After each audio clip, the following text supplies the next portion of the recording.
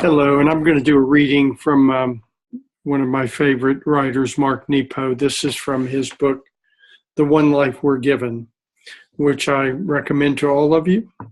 For anybody who's on a path of spirit, please get the book and treat it as a year-long immersion in your own awakening. Read a chapter, as I have this particular chapter I'm reading several days in a row now, 4 or 5 days in a row. I've read it each day and just taking in its meaning. So here we go. I'll have some comments at the end, but here's what Mark has to say. This chapter is called Reading the Cracks.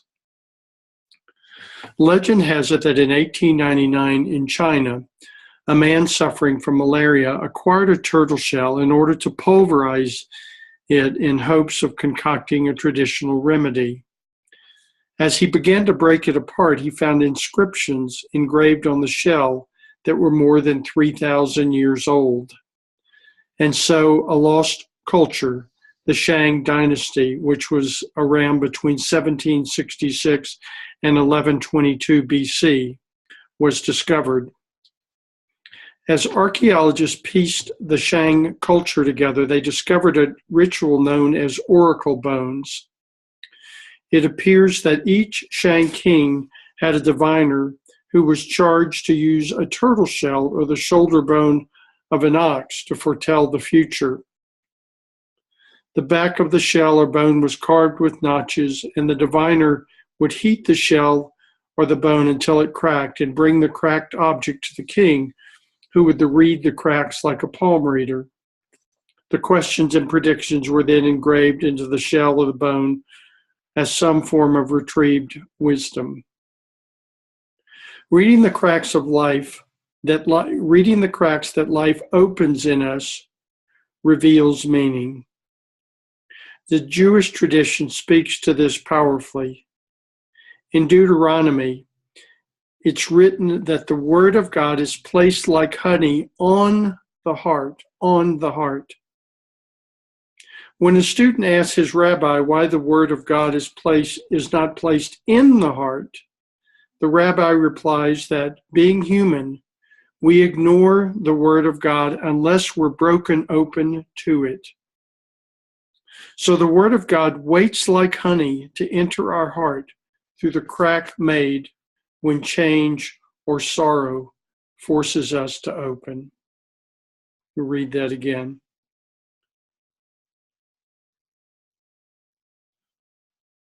Being human, we ignore the word of God unless we're broken open to it. So the word of God waits like honey to enter our hearts through the crack made when change or sorrow forces us to open. The cracks that lead to growth appear throughout nature. Stems of flowers and vegetables grow out of cracks in the earth, and their growth aerates the soil. Rain streams through crevices that part the face of the mountain, providing water for those who live in the valley, and small flowers work their way through cracks in stone to show us how to stay strong.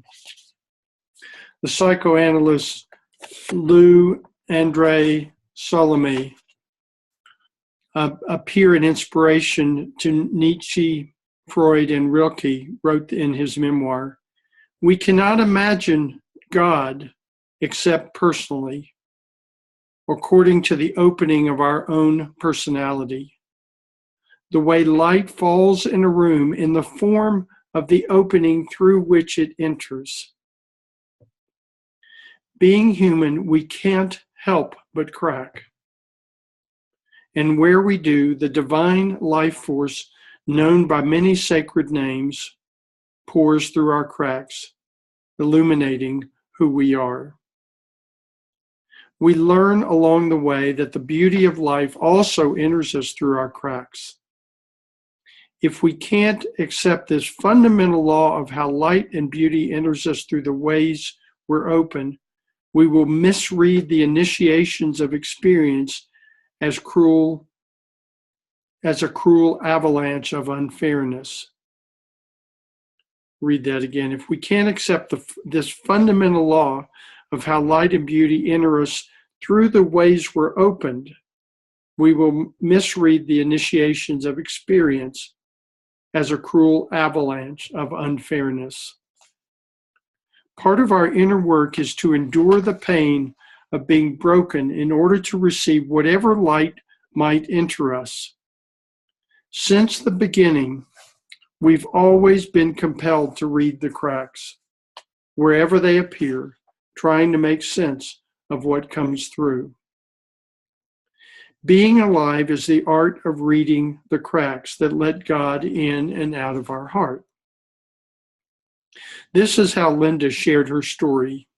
Quote, I can only tell you a time when I held out, when my husband wasn't working and I was supporting both of us, as well as our two little kids. I was working very hard. We weren't poor, but we were watching things. My husband's father was living nearby, and one day my husband came home and said, my father would like a new suit. I'd like to buy it for him. It cost $300. I was put off that he would ask such a thing. I thought it frivolous and non-essential, so I said no.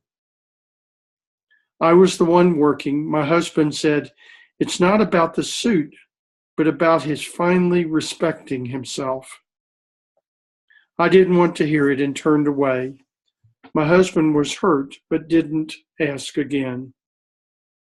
Well, it wasn't 6 weeks later that his father was diagnosed with cancer, and within a month, he was gone. My heart was cracked open. What was $300? What was my objection really? What wall was I maintaining? Was it really important, that wall? But it was too late. It was too late, but I insisted on buying the suit he so wanted. It was blue with wide lapels, and we buried him in it.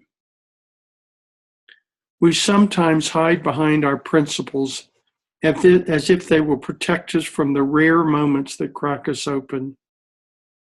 Though we often think we're protecting ourselves, we're more often, as Parker Palmer says, conspiring in our own diminishment. For Linda, her father-in-law's request was the crack she tried to refuse, and his death was the honey of God that finally softened her heart. We encounter more of these chances than we'd like to admit. If we deny enough of them, we go numb and lose our access to beauty. The Jungian analyst Robert Johnson describes a time when he was refusing to accept how deeply estranged he was from his own life. He tells the heart-rending story of rushing to Grace Cathedral in San Francisco to listen to Handel's Messiah, one of his favorite rituals. Though he was front and center, he couldn't feel a thing and left midway, driving down Highway 101 with the stark realization of how removed he'd become.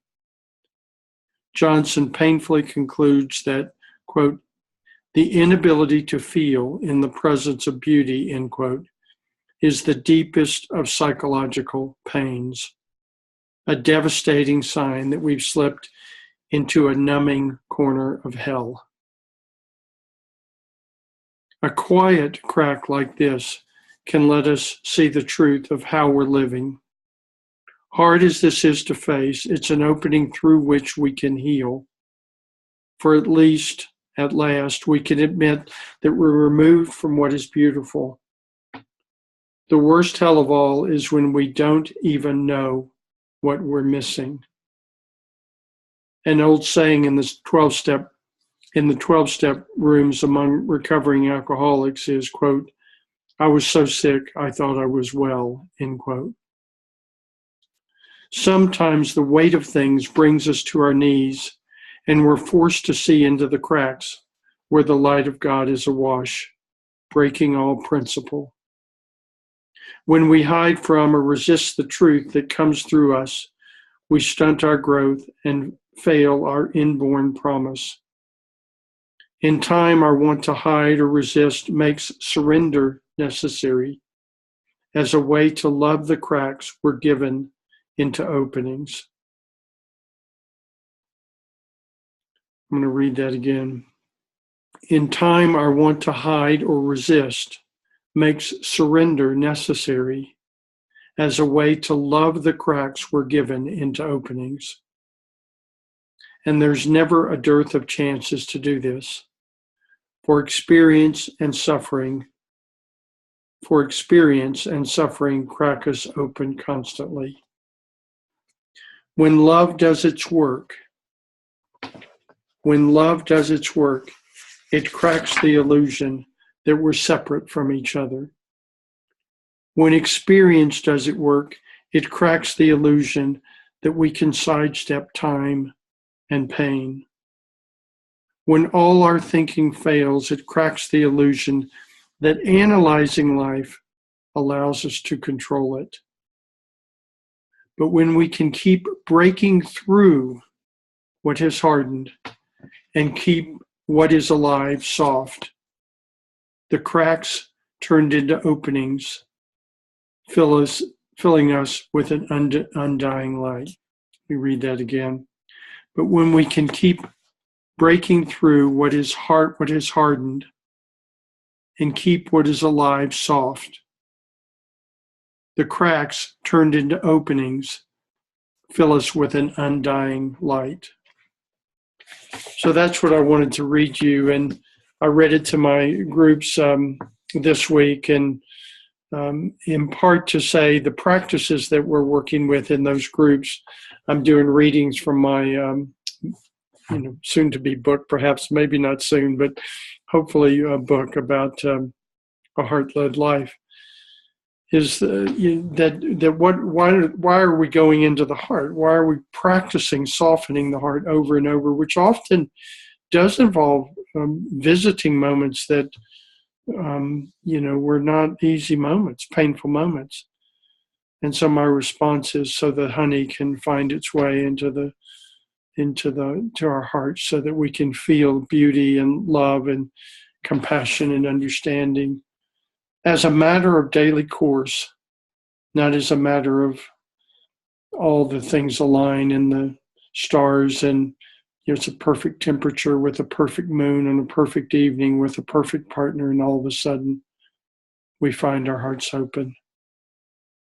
How about on the day when the stormy outside and the winds are blowing and people won't treat us the way we like, and we find ourselves challenged over and over to keep our hearts open? The honey is thick in days like that. My friends, that's my word to you today. I hope it matters to you. It matters to me to be able to say it. And I send you love, courage, and hope for the day, the week, and month ahead.